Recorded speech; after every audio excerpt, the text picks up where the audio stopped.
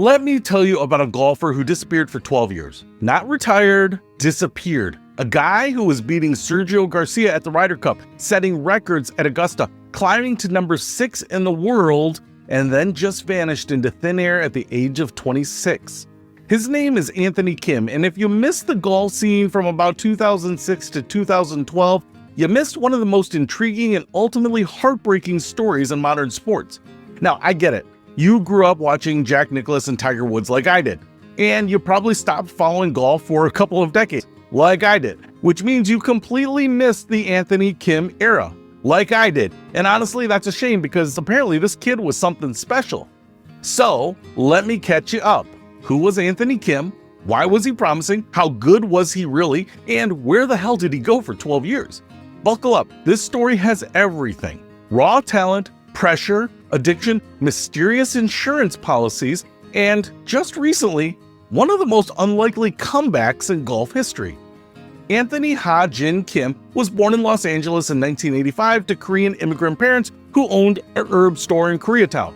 His father, Paul, was demanding. Kim himself said his dad's expectations were brutal, but that Korean parenting style, that all-in approach where the family honor rides on the child's success, it worked. By age 9, little Anthony was being dropped off at the golf course with $10 for lunch. He'd practice next to celebrities like Clint Eastwood on the driving range, or, and I love this detail, he'd hustle golfers on the putting green and double his money. Can you imagine that? A 9-year-old taking your cash on the green and walking away with $20?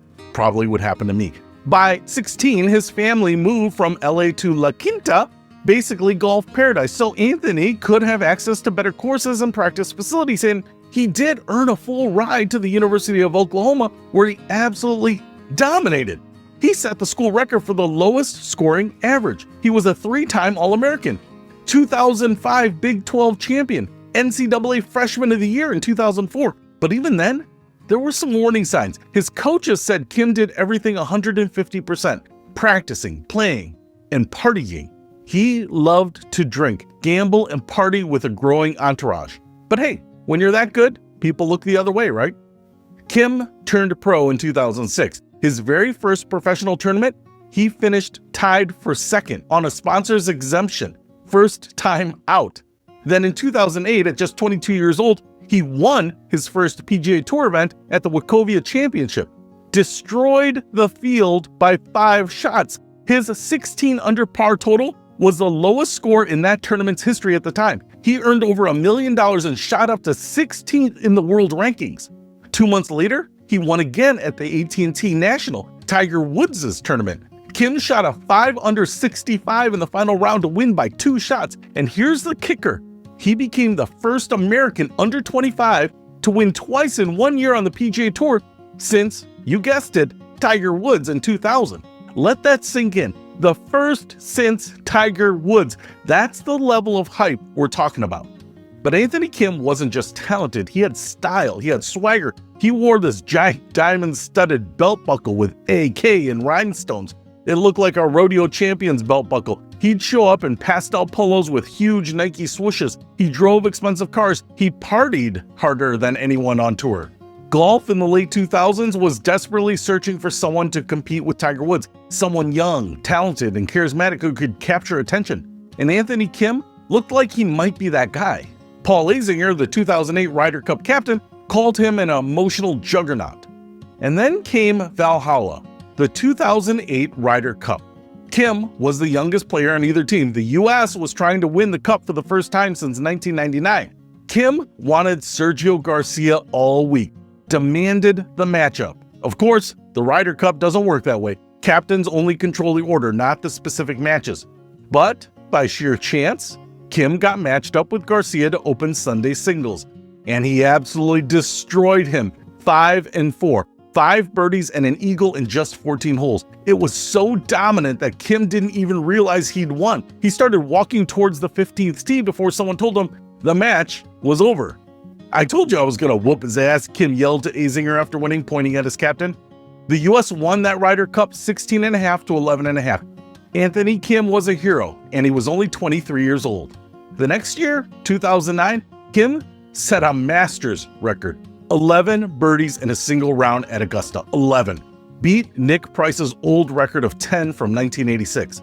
He went 3-1 at the President's Cup. He reached number 6 in the world rankings. In 2010, he won the Shell Houston Open in a playoff, becoming only the 5th player in 30 years to win 3 times on the PGA Tour before 25.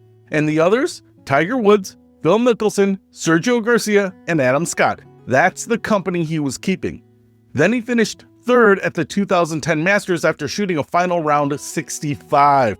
Anthony Kim looked unstoppable. He had the talent, the wins, the swagger. He was making $4.7 million in tournament winnings, plus another $6 million from Nike. The future looked limitless. But then there was a problem. Actually, several problems. First, the injuries. Kim had been playing through a thumb injury for months. In May 2010, he had surgery to repair a partial tear in a ligament in his left thumb. 3 months off the tour. Then his shoulder, then his hand again, then the big one, his Achilles tendon in June 2012. Each injury seemed to be caused by the one before, a cascade of breakdowns. He withdrew from the Wells Fargo Championship in 2012 after shooting a first round 74. He was 26 years old, and that was the last shot he ever hit on the PGA Tour. Here's where it gets really interesting and controversial. It was revealed that Anthony Kim had taken out a massive insurance policy on his career, somewhere between $10 million and $20 million tax-free. The policy covered loss of value from injury, not just disability. It was the kind of insurance that NFL prospects take out before the draft.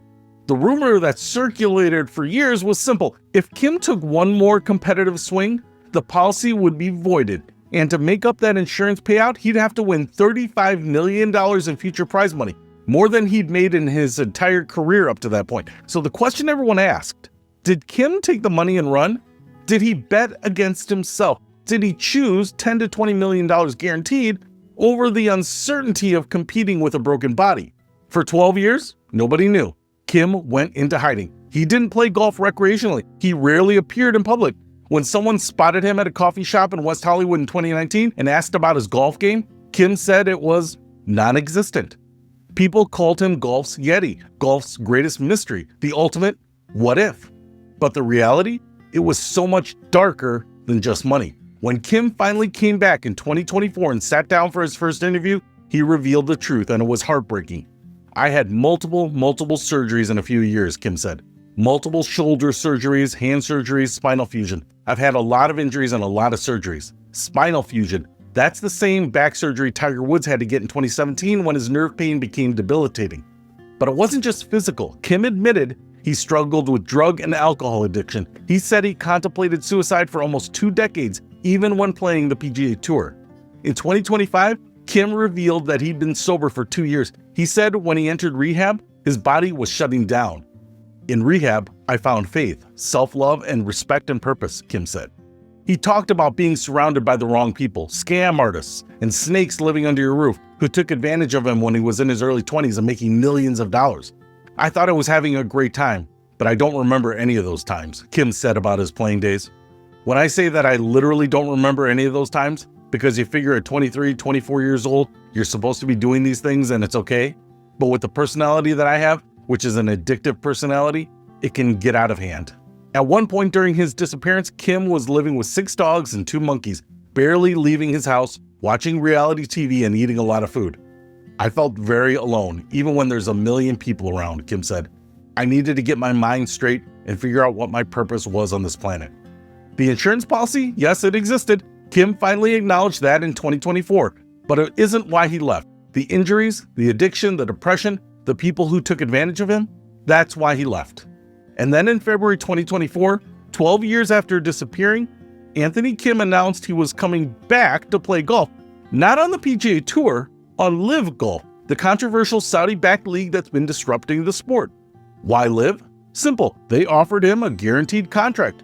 LIV could cover the insurance settlement and pay him up front. No need to qualify, no need to grind, just show up and play.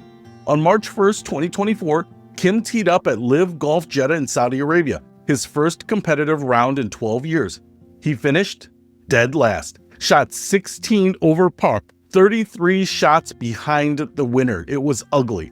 But you know what? He completed 54 holes. He was back. Kim's first 2 seasons on LIV were not great. In 2024, playing 10 events as a wild card, His best finish was 36th out of 54 players. In 2025, playing a full schedule, his best result was a tie for 25th. He finished 55th out of 57 players in the 2024 season standings, then 55th again in 2025, outside the top 48 cutoff. He got relegated, kicked off the tour.